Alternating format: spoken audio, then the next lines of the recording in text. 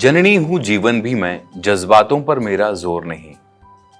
कुछ ऐसी लाइनों के साथ हम नारी शक्ति को प्रणाम करते हैं। नमस्कार जी, आप सभी लोगों का दिल्ली मेहमान में बहुत बहुत स्वागत है। मैम, आपका दिल्ली मेहमान में बहुत स्वागत है। शुक्रिया। और आज हम नारी शक्ति के बारे में बात करते हैं। पुराणों में देखा जाता है और वैदिक काल से देखा जाता है कि नारी शक्ति को हमारे समाज में एक अलग ऑरा दिया गया है, एक अलग सम्मान, एक अलग स्थान दिया गया है। लेकिन जिस एरा में हम जी रहे, आसपास का जो माहौल है उसको देखते हुए बहुत तकलीफ होती है। कभी कभी ऐसा लगता है कि डॉक्यूमेंट्स में तो एविडेंस है, महिलाओं को समान अधिकार, महिलाओं को बोलने की आजादी है, अभिव्यक्ति की आजादी है, लेकिन ये कहां तक सच है? जी, बहुत ही दुर्भाग्यपूर्ण बात है, पर सच यही है कि किताबों में है। और पहले तो अगर आप बात करें पौराणिक बातें, तो अब ज़्यादा अधिकार थे, स्त्रियां ज़्यादा स्वतंत्र थी। मुझे लगता है हम एज के साथ, अगर हम अपनी कंट्री की बात करें, भारत की बात करें, तो डिटोरिएट हुए हैं, मतलब हम नीचे की तरफ गिरे हैं महिलाओं की रिस्पेक्ट के प्रति। तो मुझे लगता है ये जो किताबों में है, काश वो सच में वो रिस्पेक्ट, हमें वो देवी नहीं बनना था, ना हमें वो पूजा पाठ करवाना था, बट हमें कम से कम वो डिग्निटी चाहिए जहाँ पर समान अधिकार इम्प्लीमेंट हो। समान अधिकार कॉन्स्टिट्यूशन ने दिए हैं, बट समान अधिकार पुरुष की सोच ने नहीं दिए हैं, और सोच की ही सारी की सारी समस्या है। और जो जी काम आप कर रही हैं समाज के लिए, जैसा कि हम आज सभी लोग जानते हैं कि आज हमारे साथ हैं योगिता बयाना जी, जो सोशल एक्टिविस्ट होने के साथ साथ में एंटी रेप एक्टिविटिस्ट भी हैं। भारत की उन बेटियों के लिए काम करती हैं जो दर्द जिसको बर्दाश्त करें। तो आज का समाज देखते हुए मैं पूछना चाहूँगा कि महिलाएं जिनको समान अधिकार का साक्षी कहा जाता है, समान अधिकार दिया जाता है, तो क्या आज के युग में, आज जिस एरा में हम हैं, क्या महिलाएं सुरक्षित? बिल्कुल भी नहीं है सुरक्षित। ये एक बहुत बड़ा एक संदेश है कि नहीं है। हमें लगता है सब कुछ ठीक है, बट क्योंकि हमारी संस्था और मैं पर्सनली भी इसमें बहुत सारे केसेस लगातार हमारी हेल्पलाइन पे आते हैं, देखती हूँ, और लोग पढ़ते होंगे न्यूज़पेपर में, वो टिप ऑफ द आइसबर्ग है। वो मुझे नहीं लगता 1% केस भी दर्ज होते हैं। इतने सारी उत्पीड़न की कहानियाँ हैं, मतलब हर घर में है। अगर आप दरवाज़ा खटकाएं ना हिंदुस्तान के हर घर का, वहाँ आपको महिला पीड़ित ही मिलेगी। मतलब मैं मुझे मालूम है इस चीज़ के लिए मुझे क्रिटिसाइज़ किया जाएगा, बट मैं मतलब एवरेज की बात कर रही हूँ। और मुझे लगता है कि एक बहुत बड़ा एक डार्क ओशन जिसे कहते हैं वो है, बट कोई उसमें जाना नहीं चाहता। सबके घर में हो रहा है, सबकी नज़र में हो रहा है, कई बार नहीं भी हो रहा नज़र में, बट हो रहा है, ये सच्चाई है। अब वो हम सोचते हैं कि पड़ोसी के घर में है, या न्यूज़पेपर में पढ़ लिया, ये उधर है, ये दिल्ली के उस इलाके में है, या भारत के किस और इलाके में है, वो गलत है। ये बिल्कुल आपके घर के अंदर हो रहा है। इस बात को जितना जल्दी समझ लेंगे उतना अच्छा है। बस उसका रूप बदल जाता है, या कह सकते हैं कि नेचर ऑफ वायलेंस चेंज हो जाती है, कि तो डोमेस्टिक वायलेंस हो जाता है, मेंटल हेरेसमेंट हो जाता है, इसकी मतलब फेसेस चेंज हो जाएंगे, बट वायलेंस वही रहेगा। देखिए, ये सब इंटर रिलेटेड है। आप ये नहीं कह सकते कि physical violence, mental violence, sexual violence is different. It is all related. ये सब एक दूसरे से मिली हुई चीजें हैं, क्योंकि सोच की बात है ना।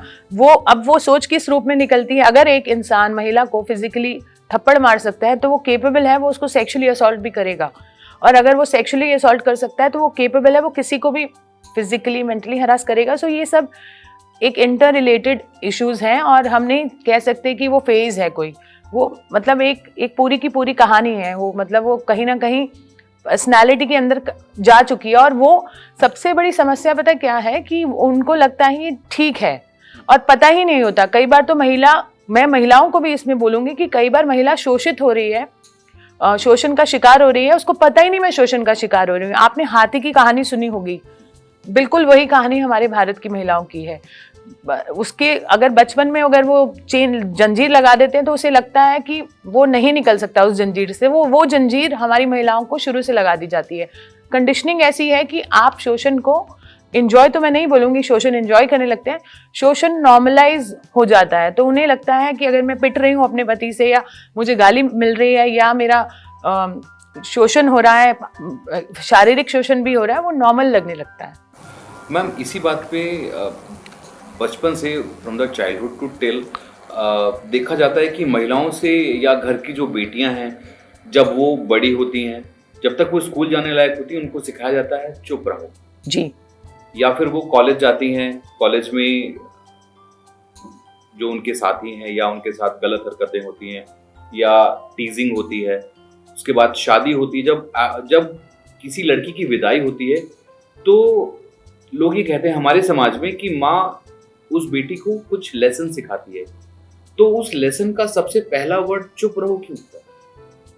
देखिए ये बहुत ही मतलब चर्चा का विषय है और आपने बहुत अच्छा सवाल उठाया है। मुझे लगता है इस पे बात होनी चाहिए। सबसे पहले तो मुझे विदाई से प्रॉब्लम है, मतलब वो अपने घर से विदा होती है, पूरा ये स्ट्रक्चर है ना, जो ये शादी का स्ट्रक्चर और ये जो कन्यादान का स्ट्रक्चर, जो विदाई का स्ट्रक्चर, ये अपने आप में, और फिर ये काउंसलिंग की, अब आपकी यहाँ से डोली उठी है, अब अर्थी ही मतलब यहाँ से मतलब तुम्हारी डोली उठ गई, अब अर्थी वहाँ से उठेगी, ऐसा है ना। और ऐसा प्रैक्टिकली हमारे पास केसेस आए हैं। आप मानेंगे नहीं कि मुझे लगातार ऐसे केसेस आते हैं। अभी मुझे 3 दिन पहले भी केस आया कि बच्ची को मतलब लड़की को शादी के बाद जलाया नहीं, इसमें उन्होंने उसको एक सांप छोड़ दिया ऐसा करके किसी गांव में, उसको कटवा दिया, ऐसा मतलब एक नेचुरल डेथ देने की कोशिश की गई। तो परिवार वालों ने मुझे रीच आउट किया, तो और ऐसे पहले भी केसेस आए। पहले जला देने का बड़ा प्रथा थी, और क्योंकि आसानी से मिट्टी का तेल मिलता था और दब जाती थी चीज़ें, तो पहले हमारे पास वो केसेस भी आए हैं। तो मेरा पहला सवाल माँ बाप से यही होता है कि क्या उसने कभी आपको सिग्नल दिए, क्या आपसे बताई कि हाँ मेरे को समस्या है, मैं पिटती हूँ? ये एकदम नहीं होता है, उसको पक्का पहले से ही। अब तो फ़ोन का ज़माना है, पहले ज़माने में फ़ोन भी नहीं होते थे, कम्युनिकेशन अपने माँ बाप से नहीं होता था, तार भेजने पड़ते थे, मतलब चीज़ें बदली हैं जब। तो कम्युनिकेशन बहुत अच्छी है, माँ बाप के साथ लगातार बच्ची टच में रहती है। तब भी आप उसे कहते हो वहीं रहो, वहीं रहो, जैसे भी रहो वहीं रहो। तो मैंने कहा सबसे पहले तो आप ही को कटघरे में खड़ा करना चाहिए। आपकी बेटी है ये सोच के कि वो कैसे भी रहे, अब वो चली गई और उसको मार दिया गया, तो अब आप हमारे पास आ रहे हैं, तो आप तो इक्वल गुनाहगार हैं। तो ये पूरा स्ट्रक्चर सब जिम्मेदार है। आपका पहला परिवार जहाँ आप पैदा होते हो, खाली ससुराल वालों को हम हमेशा कटघरे में खड़ा करते हैं। यहाँ पर मैं लड़की के माँ बाप को भी कटघरे में खड़ा करना चाहती हूँ, क्योंकि मैं मतलब बताना चाहती हूँ कि ये आप ही की गलती है। वो चुप रहने वाली जो आप बात कर रहे हैं, तो वो सिखाई आपने उसको, और जब उसने बोलना चाहा और उसने बोल दिया तो आपने क्या कहा, वहीं रहो, एडजस्ट करो, ये भी वर्ड है। और ग्रूमिंग के साथ साथ होता क्या है कि जब वो अपने करियर को स्टार्ट करती हैं या फिर स्कूल जाती हैं, स्कूल में अब जो आगामी सरकार है उन्होंने सिखाया है बेटी बचाओ बेटी पढ़ाओ, और गुड टच और बैड टच के बारे में बताया जाता है जी। बट एग्जैक्टली वो लोकेट नहीं हो पाता है कि हम इंडिकेट क्या करना चाहते हैं। उन तक जो राइट मैसेज है, जो एग्जैक्ट पॉइंट आउट हम करना चाहते हैं, वो बात उन तक नहीं पहुंचती, क्योंकि हम बड़े डिफरेंट मेथड यूज करते हैं, इनडायरेक्ट मेथड यूज करते हैं। टाइम आ गया, बच्चों का सारा एक्सपोजर है, फोन उनके हाथ में है, सब कुछ उनको पता है। तो अगर आप घुमा घुमा के सेक्स एजुकेशन देंगे और घुमा घुमा के बातें करेंगे, तो वो समय अब चला गया। आपको सीधी बात करनी है, जैसे उनका मतलब लेवल ऑफ अंडरस्टैंडिंग है उस हिसाब से उन्हें समझाना है कि क्या है ये। तो अगर हम जितना चीज़ों को दबाएंगे कारपेट के नीचे, उतना बदबू आएगी, आप समझ रहे हैं। तो आपको वो चीज़ें उभारनी है, उसको सफाई करनी है, और सफाई के साथ साथ उन्हें सही चैनलाइज करना है। और जैसे कि हम लोग कहते हैं हम भारत में बहुत कल्चर्ड है, बहुत हमारा एक बहुत इतिहास है, हम बहुत कल्चरली बहुत रिच हैं। नहीं है, ऐसा कुछ नहीं है, क्योंकि या तो बर्बाद किए हैं सालों में, या फिर कुछ ये सोची समझी साजिश है। कल्चर वो नहीं है कि जहाँ पे महिलाओं को घूंघट डाल दिया वो कल्चर है। जहाँ समानता और बराबरी की बात है वो कल्चर है। आप जापान को देख लीजिए, मैं कंपेयर नहीं कर रही हूँ किसी कंट्री से, बट जापान का जो, और चाइना का for that matter, education model है, हमें स्टडी करने की जरूरत है। हम कह सकते हैं, मुझे क्रिटिसाइज भी कर सकते हैं इस बात के लिए कि आप कंपेयर कर रहे हैं, हमारा तो गुरुकुल वाला था, वो जब था तो था, वो अब चला गया। हमें तो मैंने देखा है, हम पुराने हम अगर बातें देखें या इतिहास पढ़ें, तो महिलाओं को भी भेजा जाता था, बच्चियों को भी भेजा जाता था, पूरी शिक्षा दीक्षा शस्त्र चलाने की भी दी जाती थी। कहाँ गया वो माहौल? अभी सिर्फ बस अपना ब्यूटिफिकेशन का कोर्स कर लीजिए, अगर थोड़ा सा बड़े हो गए तो या स्किल में चले जाइए, ये कुकिंग का स्किल कर लीजिए, मतलब टेलरिंग कर लीजिए, मतलब व्हाट इज दिस। आप समझिए ना, काफ़ी चीज़ें बदलने की ज़रूरत है। तो कहीं ना कहीं हमें दूसरे देशों से सीखने में कोई बुराई नहीं होनी चाहिए। जब हम प्राइड महसूस करते हैं कि दूसरे देश हमसे सीख रहे हैं, हमारा कल्चर सीख रहे हैं, तो हमें उनसे सीखने में क्या दिक्कत होनी चाहिए। जो चीज़ें अच्छी हैं किसी देश की तो वहाँ से ले लेनी चाहिए। आज का जो युग है इसमें मोबाइल फ़ोन बहुत कॉमन हो गया है। जी। बहुत सारे लेटेस्ट फीचर्स के साथ मोबाइल फ़ोन्स आ रहे हैं। तो सोशल नेटवर्किंग की जो बात है ये लड़कियों और महिलाओं के लिए कहाँ तक सुरक्षित है? देखिए बिल्कुल नहीं है। आजकल ज़्यादातर ट्रैप जो किया जा रहा है सोशल मीडिया के थ्रू किया जा रहा है, but at the same time जितना अधिकार पुरुषों का है सोशल मीडिया पे रहने का, उतना महिलाओं का भी है। जस्ट बिकॉज वो महिला है वो ना रहे सोशल मीडिया पे, इससे अच्छा है उनको थोड़ा प्रिकॉशन लेने की ज़रूरत है। प्रिकॉशन ये लेने की ज़रूरत है, जिस बच्ची की मैंने अभी बात बताई, उन्हें आगरा से यहाँ बुलाया गया, सोशल मीडिया के थ्रू ट्रैप किया गया, उनको ल्योर किया गया, नई नौकरी, अच्छी सैलरी, तो ये, और कई बार प्यार के वो जाल वाला जो सीन है वो भी है। तो कहीं ना कहीं आप सोच समझ के अपना नंबर शेयर कीजिए, अपने फ़ोटो शेयर कीजिए। थोड़ी वो साइबर क्राइम वाली ट्रेनिंग है उसको मतलब प्रिकॉशन ले लीजिए। सोशल मीडिया पे रहना तो कोई सबका अधिकार है, उसमें तो कोई गलत नहीं है, बट महिलाओं को इसलिए, अब देखिए हमें यही सबसे बड़ी समस्या है, मुझे बोलते हुए भी दुख हो रहा है कि हमें इतना सावधान रहना पड़ता है, और मुझे बोलते हुए भी शर्म आती है कि मैं बोलती हूँ महिलाओं को बच के रहो, सावधान रहो, आई मीन बी सेफ। मतलब कितनी गलत है ना, हम लोग के पास आज़ादी जो इंडिपेंडेंस सबको आई, हमारे को वो आई नहीं है अभी तक। हमें सुरक्षित रह के मतलब एक एक कदम फूंक के चलना पड़ता है, वो क्यों है? ये गलत है ना, इसका मतलब ये not living in independence. But जब कहा जाता है कि आपको एडुकेट किया जा रहा है, आपको अपडेट रहने के लिए मोबाइल्स लैपटॉप दिए जा रहे हैं, तो फिर भी अगर जो लड़कियां फंस जा रही हैं या फिर पीछे के जो केसेस हुए हैं लड़कियां उनमें ना फंसें, उनके लिए क्या कहना चाहिए? मैं वही कह रही हूँ, उसके लिए एक प्रॉपर ट्रेनिंग और ये सब आजकल सब कुछ है, प्रिकॉशंस हैं, ऑनलाइन सब कुछ है। ये देखिए अपना नंबर साझा कर देती हैं या अपनी डिटेल्स, अपना एड्रेस दे देती हैं, वो सारी चीज़ें हैं, बहुत कॉमन सी बातें हैं जो कि अवेलेबल है। ऑनलाइन प्रिकॉशंस आते हैं लगातार मैसेज, बहुत सारे कार्यक्रम चल रहे हैं साइबर सिक्योरिटी सेफ्टी के महिलाओं के लिए। बस अपना मतलब वही है कि आपको अपनी डिटेल्स ज़्यादा अपने बारे में, आपकी वनरेबिलिटी चेक करते हैं। ये जो देह व्यापार में या ह्यूमन ट्रैफिकिंग या वुमेन ट्रैफिकिंग के ऊपर लोग नज़र रखते हैं, वो यही देखते हैं कि आपका बैकग्राउंड क्या है। ज़्यादा पर्सनल चीज़ें आप जल्दी शेयर कर लेते हैं, जल्दी दोस्ती बना लेते हैं, उसमें जो ट्रैप होता है वो बहुत सारा बेसिक सा कॉमन सेंस का है वो उसमें। लड़कियों को एक्टिव नहीं, बहुत एक्टिव रहना, तो ये कितना गलत है ना, बताइए कि मतलब हमें प्रिकॉशन, नींद में भी हमको कॉशियस रहना पड़ता है कि अभी कोई शोषण तो नहीं कर लेगा सब। और हम जैसे घरों की बात नहीं कर रही हूँ, आप देखिए ना ज़्यादातर बच्चियाँ, महिलाएं जो गांव दराज में हैं, जो मतलब बाहर जाती, अर्बन एरियाज में जो रूरल, रादर अर्बन वाली भी सुरक्षित नहीं है जो काम पे जाती हैं, तो अर्बन वाली तो, रूरल वाले तो बेचारे पानी लेने के लिए खेतों में जा रहे हैं, वॉशरूम नहीं है अभी उनके घर में जैसे अभी ज़्यादा, तो वो तो कितना वनरेबल है ना, पता ही नहीं कब क्या उनके साथ हो जाए घटना। एग्जैक्टली। जब निर्भया वाला केस हुआ था, आई स्टार्टेड माई करियर, जी, so we also did a campaign for Nirbhaya, जी, लेकिन वहां तक हुआ निर्भया को आज उसके जाने के इतने साल बाद जस्टिस मिला, जी। तो लेकिन हमारा जो कार्य प्रणाली है या फिर हम कहें जो जस्टिस प्रणाली है, जो तो वहां तक मामले इतना लेट क्यों पहुंचते? देखिए पहुंचते, एक तो पहले तो जैसा कि मैंने बताया 99% मामले पहुंचते ही नहीं है हमारे कानूनी प्रक्रिया में, क्योंकि वो वहीं दब जाते हैं जहां वो हुए थे, चार दीवारी में या जहां पे भी हुए रोक दिए जाते हैं। जो 1% पहुंचते हैं वो इतना स्ट्रगल है उस पूरी प्रक्रिया में, इतना स्ट्रगल है कि महिला खुद ही गिव अप कर देती है, या बच्ची हैं छोटी हैं जो उनके माँ बाप गिव अप कर देते हैं। अब बताएं वो कोर्ट कचहरी जाएंगे कि वो अपने काम में जाएंगे ताकि 2 वक्त की रोटी कमा पाएं।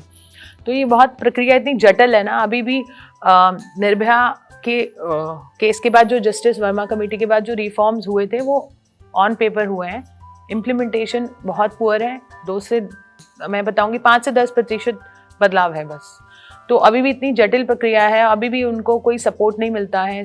हम लोग कोशिश करते हैं ज़्यादा से ज़्यादा लोगों को, बट हम भी यहाँ दिल्ली में हैं, चलिए हम, हालांकि हमारी प्रेजेंस, हमारे वॉलंटियर्स पूरे इंडिया में है, बट हम भी कई बार नहीं पहुँच पाते हैं। हम भी सिर्फ माइन्यूट केसेस तक पहुँच पाते हैं, क्योंकि इतना नंबर है, इतनी संख्या है तो कहीं ना कहीं बहुत दुख होता है, बट ये सच है।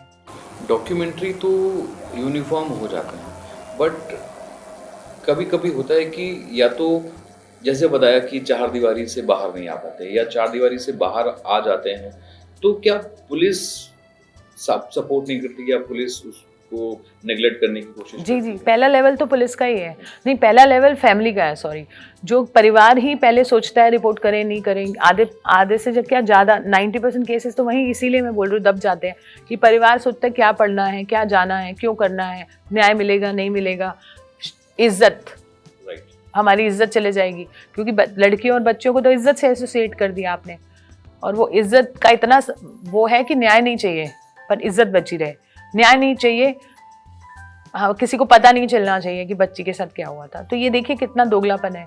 तो हमारे देश में बच्चों के लिए न्याय नहीं कोई मांगने के लिए, क्योंकि पहले परिवार कन्विंस होता है, परिवार के बाद प्रशासन पे आता है, प्रशासन का पहला लेवल पुलिस है जो आप बोल रहे थे, फिर पुलिस स्टेशन तक बात जाती है। तो पुलिस स्टेशन में बहुत जद्दोजहद है FIR रजिस्टर करने की, पर अभी थोड़ा ईज आउट हुआ है उसमें निर्भया के बाद। तो चलो FIR हो गई क्योंकि मेडिकल हुआ, अब मेडिकल के बाद FIR हुई, FIR के बाद वो कोर्ट में जाता है, कोर्ट में फिर आपका जो प्रोसिक्यूशन है उसका, मतलब बहुत, फिर लोअर कोर्ट, हाई कोर्ट, न्याय तो पता नहीं कहाँ है, न्याय है नहीं, तुरंत नहीं मिल पाता, तुरंत जस्टिस तो मिल ही नहीं पाता है। विक्टिम का क्या है, जैसा अभी आपने बताया कि उन पेरेंट्स को क्या मैसेज देना चाहेंगी कि हमारे समाज में जो पीछे जो केसेस हुए हैं, और जैसे कि हमारी ग्रोथ हो ही रही है, बच्चियां अभी भी दे आर वर्किंग, स्टडीइंग, और चांद तक हमारा नाम रोशन किया है, तो पेरेंट्स को क्या ऐसा मैसेज देना चाहेंगे जिससे वो अपने बच्चों को या फिर अपने आसपास सजग रहें, और उस आवाज को बढ़ाने के लिए या उस आवाज को उठाने के लिए,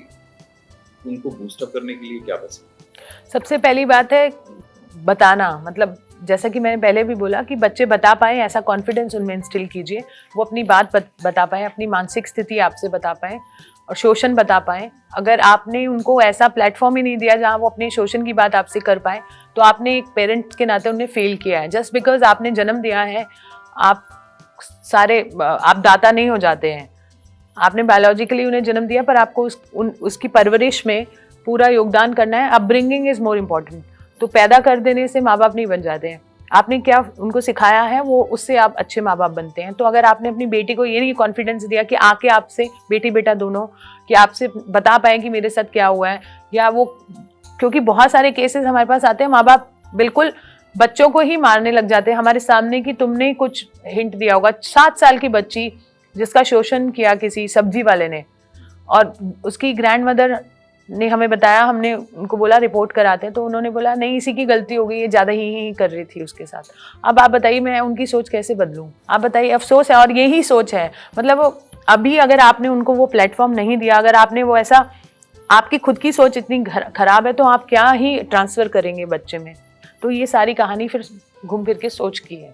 क्योंकि कहा यह जाता है कि देश बदल रहा है, समाज बदल रहा है, लेकिन ऐसे केसेस जब हम मतलब देखते हैं अपने आसपास, तो रूह कांप जाती है जी, कि 2 साल की बच्ची है, 6 साल की बच्ची है, 10 साल की बच्ची है।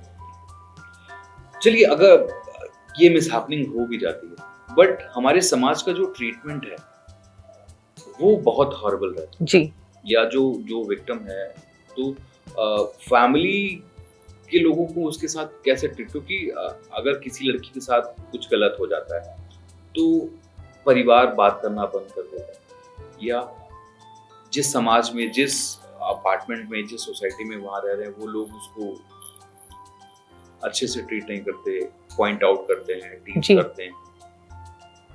उन लोगों के लिए क्या मैसेज देंगे कि हमारे समाज को, कि ऐसे लोग, अगर कोई विक्टिम ऐसा है तो उसको उसके साथ कैसे ट्रीट करें? जी, बिल्कुल सेंसिटिविटी से ट्रीट करना चाहिए, और ये तो ह्यूमन टू ह्यूमन नेचर है।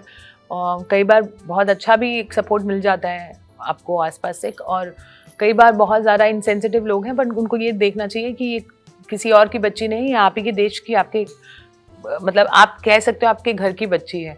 तो ऐसा सोचेंगे तो शायद ऐसा बिहेवियर नहीं रहेगा। और ये तो फिर से बात है, इंडिविजुअल्स की बात है। अब हमारी जैसी संस्थाएं पीड़िताओं के साथ काम कर रहे हैं, तो हम सेंसिटिविटी से सोच रहे हैं, आप लोग शो होस्ट करें, आपका भी इस मैटर में सेंसिटिविटी है। तो ऐसे हर एक का अपना अपना सोच है, वो सोच मुझे लगता है ऐसे ही प्रोग्राम्स और अवेयरनेस से चेंज हो जाएगा। जैसे हम जिस समाज में रह रहे हैं, कोई विक्टिम ऐसा हुआ, हमारे सोसाइटी में ऐसा हुआ, तो उन लोगों को क्या मैसेज देंगे जो सोसाइटी में रह रहे हैं, या जिस फैमिली का वो बच्चा है उस फैमिली को क्या मैसेज देंगे कि उस बच्चे के साथ कैसे ट्रीट करें? देखिए, उस बच्चे को आप पूरी सपोर्ट दें, उसको नॉर्मल ट्रीट करें, उसको बार बार ये ग्लानि ना हो कि आपके साथ गलत हुआ है, क्योंकि ये कुछ गलत नहीं है। मतलब उनको ये बताने की ज़रूरत है नहीं कि जो किया है, जिसने किया है वो गलत है, आप गलत नहीं हो। क्योंकि हम विक्टिम शेमिंग, विक्टिम ब्लेमिंग नहीं करने लग जाते हैं, वो नहीं करनी है। उल्टा बच्चों को सपोर्ट करना है, उन्हें आगे बढ़ने के लिए प्रेरित करना है, उनके जो भी उनको न्याय दिलाना उनको, वो भी सबसे ज़रूरी है। और आरोपी के ऊपर मुझे लगता है ज़्यादा फोकस होना चाहिए कि उसने कैसा कर दिया वो गलत है। तो जब समाज ये सोचने लगेगा कि जिसने किया है उसको कटघरे में खड़ा करें, और जिसके साथ हुआ है उसके साथ थोड़ा हमारा सेंसिटिविटी हो, उसके साथ हमारा इमोशनल थोड़ा कनेक्ट हो, ताकि हम उसे हील कर पाएँ, उसे नॉर्मलाइज कर पाएँ, सोसाइटी में एक्सेप्ट कर पाएँ और उसको न्याय दिलाने में मदद करें। जैसे ऐसा कुछ हो जाता है, या फिर हमें किसी हमारे समाज को अगर एडुकेट करना है, तो आप क्या ऐसा आइडिया देंगे, या कुछ जैसा आपने कहा कि एक्टिविटीज़ होनी चाहिए, उनको बताना चाहिए, तो हमारे समाज को क्या किस तरह की एक्टिविटीज़ करनी चाहिए, या फिर चर्चाएं सबसे जो पहले। एंटी रेप खाली रेप की बात नहीं है, इसमें ये सारे मुद्दे जुड़े हुए हैं। महिलाओं को आप किस दृष्टि से देखते हैं, तो उसी में आपका डोमेस्टिक वायलेंस, रेप्स और एब्यूज़, फिजिकल मेंटल हरासमेंट सब उसी से रिलेटेड है। Rape is one of the by product. तो जब तक आप ये सोच की जो बात कर रहे हैं, उसके लिए आपको चर्चाएं बैठ के वो सब करने की ज़रूरत है। उसमें नए लॉ लाने की ज़रूरत है, अवेयरनेस को कंपलसरी करने की ज़रूरत है, संस्थाओं में पॉश कमेटी होने की ज़रूरत है, और RWAs में भी अवेयरनेस की ज़रूरत है। टीवी पे चर्चाएं, जैसे प्रधानमंत्री जैसे लेवल से बात आनी चाहिए, उनके लेवल से सेफ्टी की बात होनी चाहिए, वुमेन सेफ्टी की, चाइल्ड सेफ्टी की, ये सारी बातें होनी चाहिए। बीइंग अ ह्यूमन, अगर हम किसी रास्ते से जा रहे हैं या कहीं पर जा रहे हैं, या हमारी सोसाइटी में ऐसा कुछ हुआ है, तो उस विक्टिम की हेल्प कैसे करें? देखिए, उसके लिए हमारा एक पूरा परी का एक प्रशिक्षण है। मैं आपको एक लाइन में नहीं बता सकती हूँ किस तरह से मदद करें, क्योंकि एक पूरा प्रोटोकॉल है। मदद इंसानियत के नाते आप उनको इमीडिएटली, वो एक सिखाने की बात नहीं, इंस्टिंक्टिवली आप कैसे मदद करेंगे, वो उनको जो चाहिए आप हेल्प करिए। उनको अस्पताल जाना है अस्पताल लेके जाइए, पुलिस स्टेशन जाना है पुलिस स्टेशन जाइए। टेक्निकली अगर आपको जानना है तो हमारे पूरा एक 1 डे का प्रशिक्षण शिविर होता है, जिसको मैं होस्ट करती हूँ, और हम लोग बहुत एक्सपर्ट्स को बुलाते हैं। वो परी की www.pariindia.in, उसमें अपकमिंग वर्कशॉप्स का है, ऑनलाइन भी है ऑफलाइन भी है। तो किसी को अगर जानना हो तो वो काफ़ी इंटेंस ट्रेनिंग है, तो उसके ज़रिए जान सकते हैं। बट कॉमन सेंस, इंसानियत तो सब में है। आप एक्सीडेंट विक्टिम को भी उठाते हैं, जैसे रेप पीड़िता है, कुछ चीज़ों का ध्यान रखना होता है। वो मेडिकल तक उनको कुछ कपड़े नहीं चेंज करने, उनका कुछ जो एविडेंस कलेक्शन है, अगर कहीं आप उसी स्थान पर हैं तो एविडेंस कुछ छेड़छाड़ नहीं करने, वो सारी चीज़ें प्रोटोकॉल में हैं, जो मैं आपको SOPs के हिसाब से वो ट्रेनिंग मैनुअल श्योर जी। फिलहाल आज थी हमारे साथ योगिता अभियाना जी, जो एक सोशल एक्टिविस्ट होने के साथ साथ महिलाओं के उत्पीड़न में भी उनकी सहायता करती हैं और आगे बढ़ाती हैं। फिलहाल वक्त है आपसे विदा लेने का। मिलूंगा फिर एक नए पॉडकास्ट में एक नए दिल्ली मेहमान के साथ। तब तक के लिए बहुत बहुत धन्यवाद। Thank you so much for having me here. Thank you so much ma'am.